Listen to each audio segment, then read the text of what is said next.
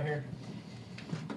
Hey, Coach, just during the spring and during the summer, working with the quarterbacks, how have all three done, and maybe just areas where they made the most progress?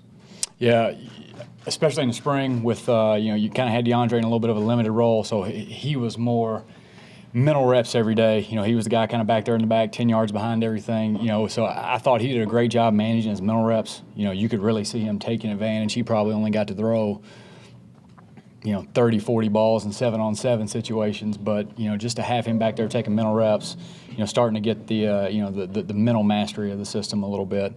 And then physically, between James and Bailey, I thought both those guys did a great job. I thought Bailey Hawkman had his best 4 practices, the last 4 practices. So I think there's going to be great competition going into camp. Unfortunately, we're not allowed to do very much with them in the summertime. But those guys are anxious to learn, just the amount of time those guys have put into kind of our base install. All summer long, those guys have been repping day 1, day 2, day 3, day 4, and kind of keeping everything. So when we get out there, it's not so much as, Coach Taggart kind of alluded to it earlier, but, we're not teaching ABCs anymore. We're able to go correct things and start teaching the details of the job, the XYZs of the position, and a lot of things that you're not able to get to just solely because they're where to line up, what to do. Now it's how do I do my job better. And so I'm excited to see that, and especially integrating these young guys in. But all 3 of those kids have done a wonderful job, and excited to see who becomes quarterback. As far as the breakdown of snaps, will it be all 3 getting equal with the first team the first week? Coach Taggart and I, every day that thing will be changing. That'll be different. But all 3 of those kids will definitely get a chance because they've earned that right, and so we're excited to see who does what with what reps. But, as we move forward, every day's a competition. Every rep they took in the spring, every rep they ever do anything of, whether it's individual, team, group, 7-on-7, doesn't matter. Every one of them's graded just like it's a game, and so we've got tangible evidence about who does what well. And so, again, just that competition will be ongoing, and all 3 of those kids get a chance to win a job. All right, we'll go Safid on the right side. Coach, 32 at the goal line, run or pass? It depends on who you're playing. There's a lot more that goes into that. I just know how I'm designed and how I grew up. Hopefully if we're in the same situation that, where we got a yard to go win the football game, hopefully we run the football. But you got to earn that right. You earn that right. You earn the respect. You earn that in fall camp. That trust that when our lives are on the line, when the program, every coach, every fan, when our team, when you have those types of choices, you earn that in fall camp. And so, number one, it depends on a lot who you're playing, what do they do, and it also depends on what you're good at. And that's what fall camp's for, so we can figure all that out. And more importantly, find out who are the guys that we can trust. That's going to be the ultimate goal of fall camp, especially offensively, is for us is just to identify the guys we can trust, and how do you do that? Does your position coach trust you to make your unit better? Do your teammates trust you to play as hard as you can possibly play? If you can do those 2 things, we'll have a chance. So, but whether we run it or throw it, you guys heard the boss man earlier. That's up to him. And it's my job to, give him as much good information as I possibly can on game day. But that's up to coach. We'll go to Lane in the far very back. Coach, technically, guys come in different places, different ways they've learned. But as far as intangibly, what are you looking for from your quarterback? Some of the intangibles you like to see. Yeah, for me, the ultimate job description of quarterback is as follows. Okay, the job description of quarterback is make the other 10 guys better. Okay, and to me, who can do that at a higher rate, that's going to be the guy that you entrust to be the quarterback. And for me, there's a couple ways that you do that. I think number one, you lead from the front. You can't lead from the back. You got to be a guy that, and when I say leadership, I don't mean a yeller and a screamer, because everybody is their own person. Everybody has their own way. Everybody has their own style. But I think you've got to be a guy that your teammates can trust. And I think you earn that in a multitude of ways, whether it's how you work, whether it's how you speak to people, the relationships that you create. But again, I go back to make the other 10 guys better. And some of that is, you got to know who they need you to be that day, where they need you to be a cheerleader, they need you to be a friend, they need you to be a confidant, they need you to be a yeller and a screamer.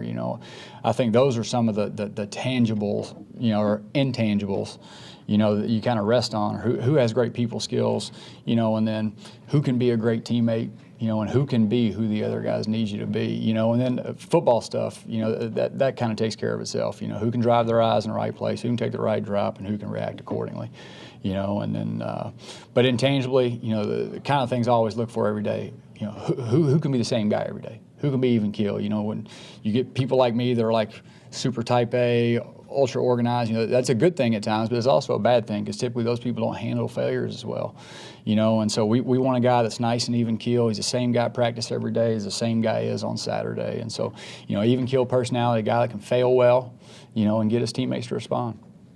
We'll go to Jeff in the back left.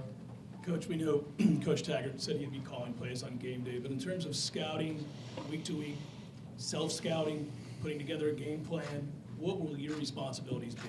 Yeah, I look at coordinate, especially in this situation, it is a verb, and my job specifically, and honestly, having not been through a game week with Coach Taggart yet, I can't tell you exactly, but I think my job this season is as follows, and that's to do everything that I can possibly do, whether it be from an efficiency, time management, organization. My job is to do everything that I can possibly do where it is as easy as it can possibly be for him on game day.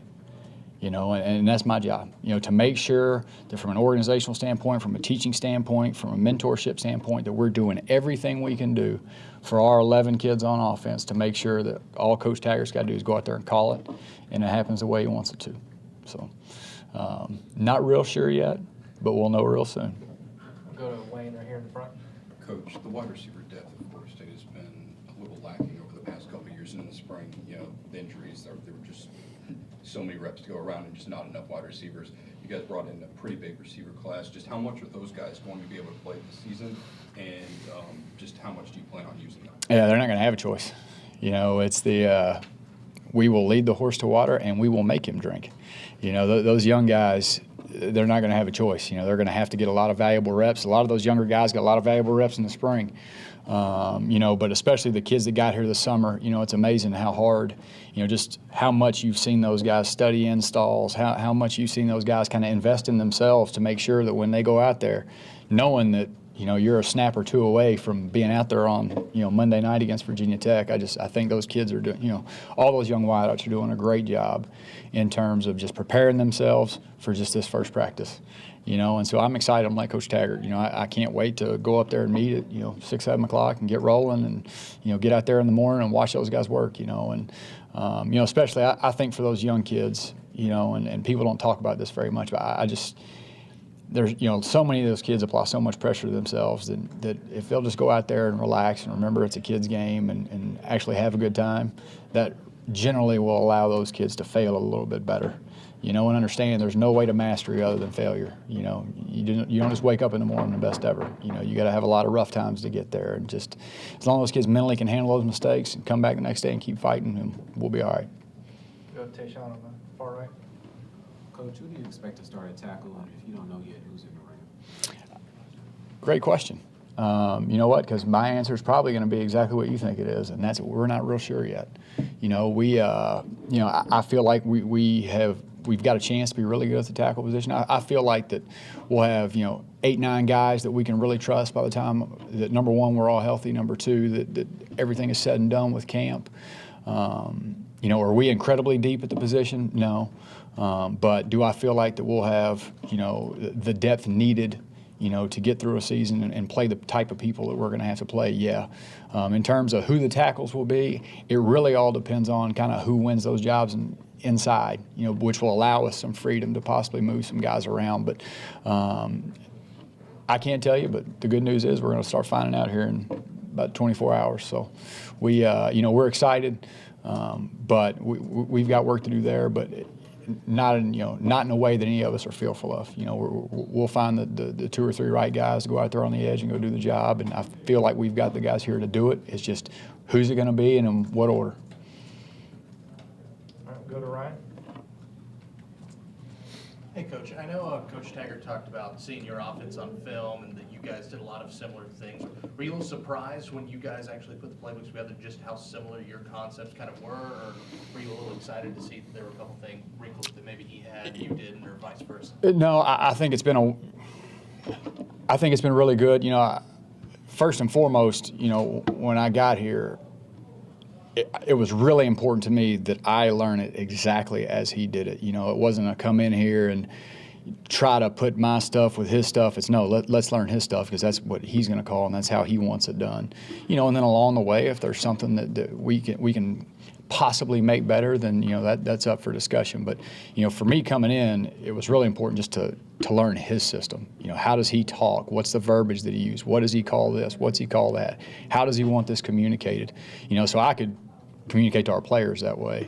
But no, we from my past, you know, growing up as a player at Middle Tennessee when there really weren't a lot of spread one back, no huddle offenses, you know, when Larry was a young Larry Fedora was a young coordinator there, to Blake Anderson, who's now head coach of Arkansas State. But this is all I've ever done, you know, spread one back and play real fast and play real wide, you know, so really similar. Just for me, it was really more just learning new terminology and making sure that just even in free communication, when he and I are sitting in a room, that when I say something, it's something that makes sense to him, you know. And so that's really what that thing was about. But no, incredibly similar in terms of what we really believe from a philosophy standpoint on offense. But even more than that, I think why I'm so excited to be here is I'm around a guy that believes in all the same things that make me want to coach. He's a guy that's invested in our kids. Like there's every coach in America is going to stand up here and say family, and they're going to talk about, you know, they love their guys. But no, it's like a daily, like a real investment in the well-being and the growth of our kids, not just out there on the grass, but, you know, as human beings. And so just to be around a guy that it makes you that much more convincing of a salesman, you know, which is also called teaching, and just when there really is a mission that's bigger than just what happens out there in front of people on Saturdays, you know. And so just football, you know, how he, you know, lives his life and how he treats our kids, you know, I thought it's been a great marriage so far. We'll go to Aslan in the back right. The team will, naturally gravitate towards whoever's making the most plays out there at the quarterback position, and whoever you guys put out there, they'll get behind. But do you sense, not being here last year, but do you sense that the guys on the offensive side of the ball have like a deeper maybe appreciation for James Blackman just because he was the guy that was thrown out there last year and had to kind of be baptized by fire? Do you see any sort of way that they gravitate towards his leadership? No, here's what I can tell you. I'm going to answer your question in two parts just to make sure that I do this the right way. One is James is an incredible kid. You know, the way his teammates feel about him is 100% completely deserved.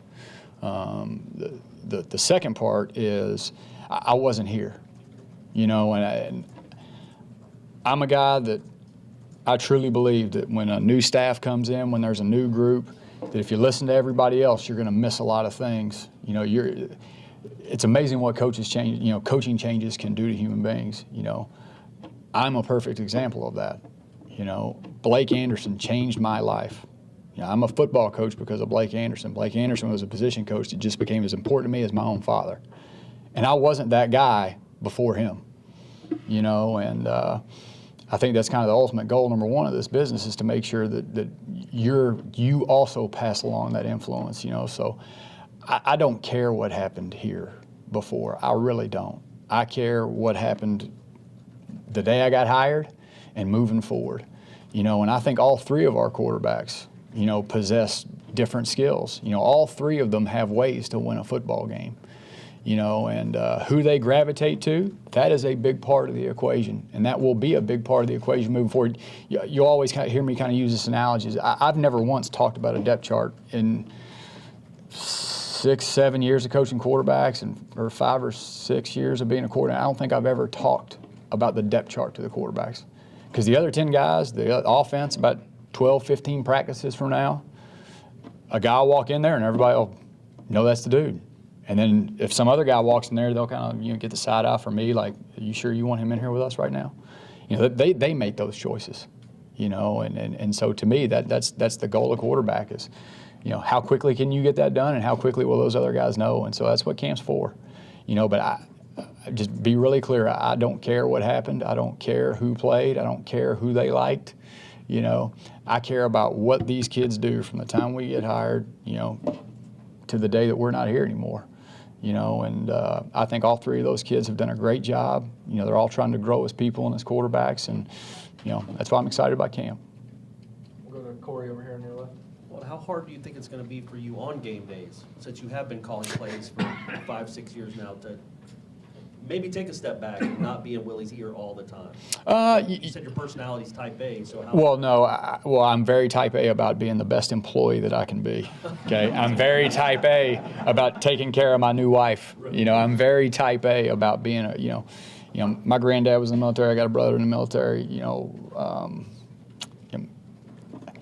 I'm very good at following instruction. You know, and I take pride in being a great employee. You know, and doing everything that guy asked me to do, no more, no less. You know, and that's his role. That's his job. My job is to provide him with the best information that I can possibly do. So there's no qualms. I'm not going to be the antsy guy out there spitting out stuff and trying to. That's not me. My job is to be the best offensive coordinator that I can be, so he can go do his job to the best of his ability. So, you know, when I say I'm type A, that you know, whether it's how I work or how we're organized or, you know, whatever it may be, you know, but in no way, shape, or form will that ever manifest itself in a way that's destructive to us on game day.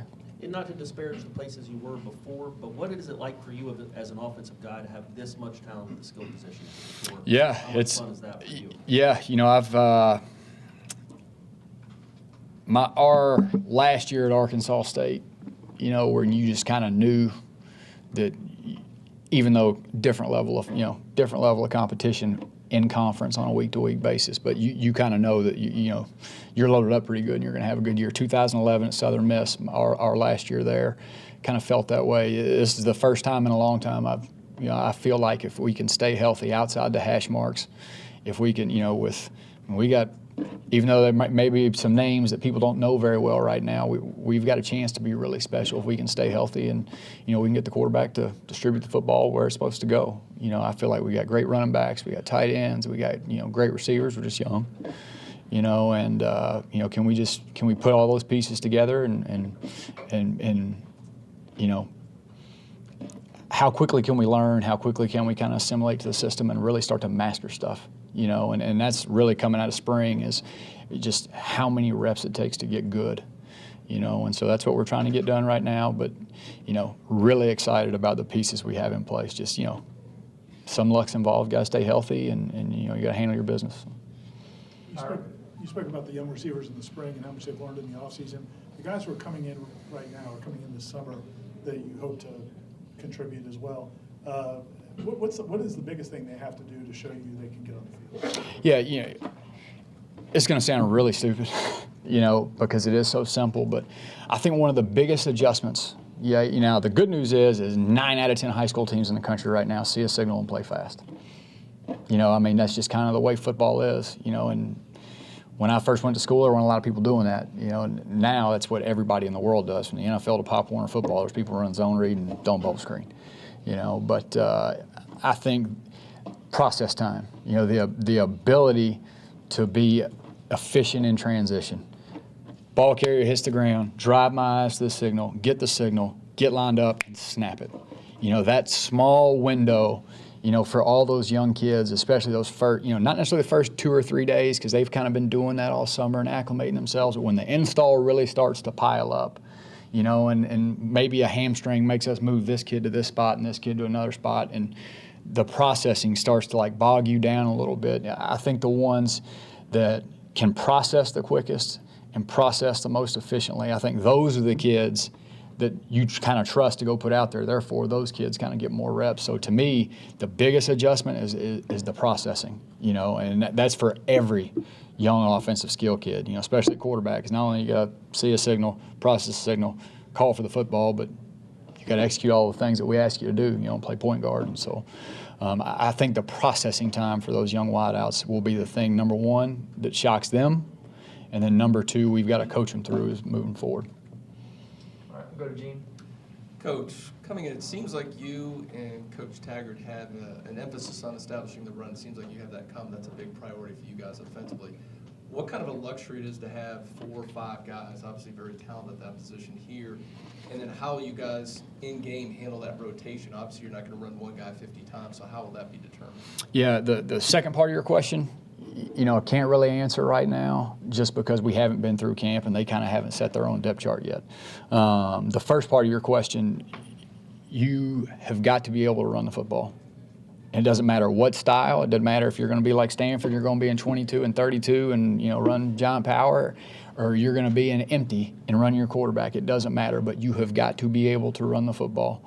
And I think that goes not only for us offensively, but if your defense is going to be able to stop the run, they got to they got to stop it in practice. The only way to learn to stop the run is to get off blocks and tackle people. And so I think not only are you setting yourself for success, but you're also setting the success of your defense by how physical that you can run the football. So number one, I think that's just a philosophy thing. If we're going to run the football and stop the run, that's got to be something that you're practicing you got to do every day.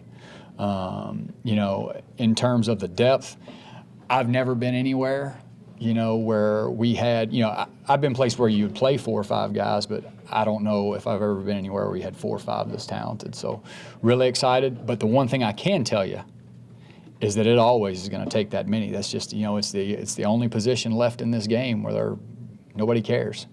Quarterbacks protected, receivers protected, kickers protected, defenseless player protected, running backs, ain't nobody protecting them.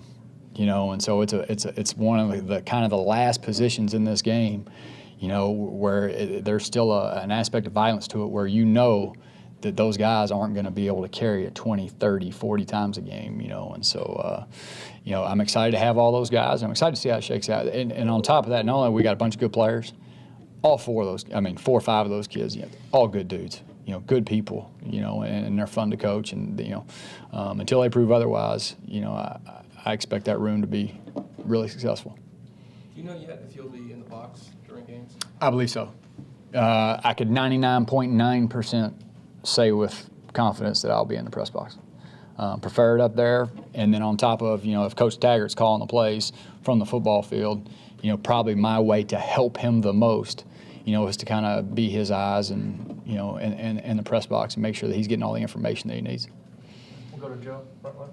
Walt, I know you just talked about running backs and establishing a run, but with your inexperience at tight end and wide receiver, how much of a benefit can they be in the passing game, especially with what Cam can do catching it out of the backfield? Yeah, and that is one thing that I got asked a question earlier about kind of Coach Taggart's system and how it came together. I think one thing that is really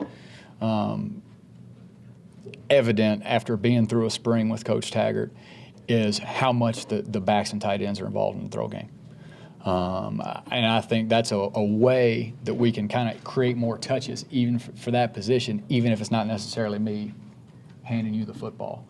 And so really excited, the ability to play 2 and 3 tailbacks at a time, in terms of personnels, and a lot of those kids also have, like receiver-ish skills, so not just throwing those guys the ball out of the backfield, but lining them up at receiver, in the slot, outside, inside. We're able to do all those things, and we're able to do all those things in the spring. So I think it's another way to create touches and create some mismatches as well. We'll go Brendan right here on front. Coach, you mentioned a little earlier about the intangibles at quarterback and how important that is. Maybe this is a little bit secondary, but the physical tools, the traits that you're looking for there, I guess, what's important? Mobility, arm strength, I guess, what are the things that you're looking for in this offense? Yeah, I think one of the great things about Coach Tag's system is, he had a kid like Quentin Flowers that, had a certain set of tools in his toolbox that were a little bit different, and they had great success with him. And then he goes to Oregon, and they have a, 6'6" kid that is a good athlete but not as good a runner, and they kind of build, the system around his skills. For me, in terms of their physical tools and what we're looking for, we're just looking for a winnable set of skills. You always hear me talk about a quarterback's toolbox. And whatever tools in that toolbox are sharp, there's always some that are sharp, and there's always some that are a little bit dull that we got to continue to sharpen, and that's what practice is for. But we got to identify, what those winnable skills are. What are their sharpest tools, and making sure that when that guy, whoever that guy is that wins the job, then when we put them out there on Saturday, we're making sure that we're not asking him to do something he doesn't do well, or for lack of a better way to put it, that we're playing to his skills, and making sure that we're putting him in a position to be successful. Because if that kid is successful, typically the offense will be successful. And so I think in terms of what we're looking for, I don't think there's a cookie cutter mold. I don't think there's you got to be this height, you got to run this fast, you got to do this, because for every one of those statements that I'll make, everybody in here can think of another guy that was a great quarterback that may not meet one of those criteria, and so logically it's not real smart of me to say you got to look like this or do this or throw it like this or here, I just think identifying, their winnable skills and making sure that we cater to those skills on game day, I think that's the biggest thing for us. All right, we'll go back left to Tom. Coach, what's it like to be one-on-one in a meeting with Coach Taggart? What does that look and sound like, and what's the interaction like, I guess, day to day? Yeah, I think he's got a really special gift, and just kind of how he is in here. I think he's got a really special gift, and it probably will help, I'm sure, not probably will, but I'm sure it has, helped him kind of create the cohesiveness with his staffs. He has a way of being very direct and getting his point across in a way, but for some reason, you like him for it. I am not that way. I just can't do that. It's not my personality, not who I am, but he has an incredible way about him to communicate very directly, very clearly, and make sure everybody understands the message. But you got a smile on your face when you hear it, and I think especially in today's, and I've worked for plenty of coaches where that's not the way, but just I think he's, just his demeanor, he's fun to be around. Not that there aren't things that we don't get coached on. I mean, that's his job, is to coach us. Not there's things that we don't get coached on and coached hard.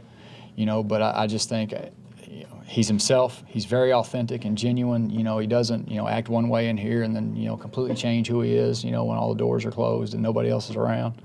I just think just the authenticity of him, is for me, very refreshing and made me even more excited to be here.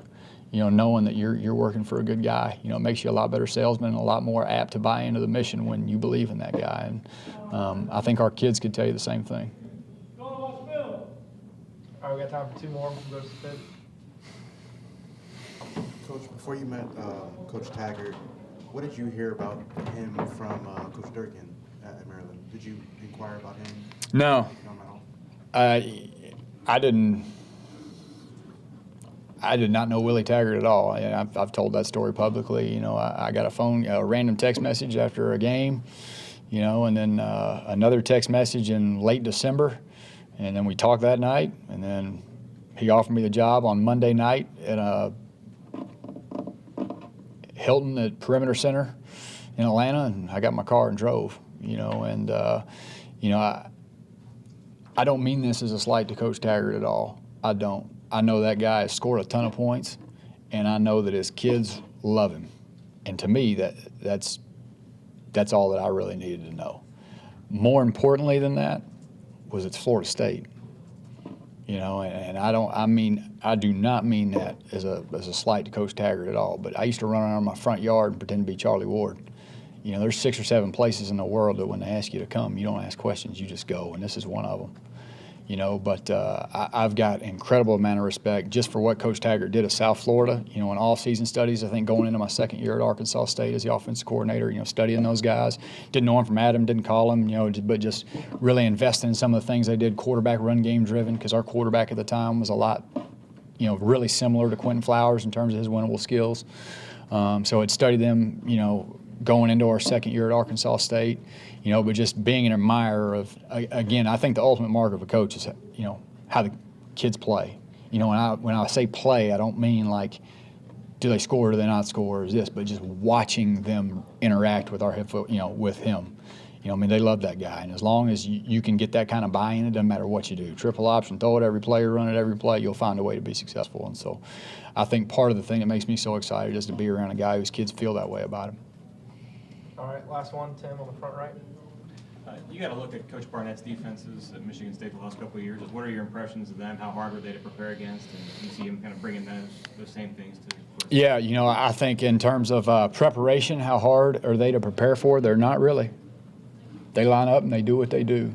But I don't think that's, again, schemes and X's and O's, there's a million guys in this business that can do that. There's a lot of guys that are unbelievable on chalkboards. You know, I think what makes Coach Barnett and what made Michigan State so successful is everybody in the world knew where they were going to be. You know, they're going to line down, they're going to be in a 4 down front, you know, and they're going to play press on the outside, and the safety's going to be about 8 yards deep, and they're going to be leveled off, and everybody could probably spit on the football, you know, and that's what they do. You know what I'm saying? I mean, there's not a whole lot of questions. I mean, they got a great 3rd down package, which I think is one of the things that's more underrated about those guys in terms of their 3rd mediums and longs. But, you know, normal down distance, they don't do a whole lot, you know, but I think what makes them so special is how hard they play, you know, how they tackle. You know, I think one of the strengths about, you know, like you'll hear Coach Taggart say lethal simplicity. I think one of the strengths about what Coach Barnett and those guys do is they're not always worried about what are we doing. You know, and because they're not always installing new stuff, and it's not, you know, 9 different defenses, or it's not, you know, 12 different calls, and normally there's 1 or 2 calls, man. And so when you're not teaching all the time scheme, you can teach what really matters. You know, tackling, turnovers, what the offense is actually trying to do to you. You know, and I think the strength of what they do is they have the confidence, you know, to not do a ton of stuff. You know, it scares some people to death when you don't feel like you got enough stuff on that little sheet, and, you know, to basically say you're not important. You know, I think they play very confidently. And when I say confidence, I mean, they don't care that you know. You know, I mean, every coach in the country on offense can tell you exactly where they're going to be on 1st and 2nd down, you know, and they're still one of the top 10 defenses in the country every year. You know, it's how hard they play, the details in their jobs, you know, and how they play the game that makes them so special, you know, and you can see that happening right now, you know, and I fully expect, you know, as long as they can stay healthy and, you know, and things happen the way we need to happen over the next month, I fully expect those guys to be pretty good. All right. Thank you, Coach. Thank you, guys.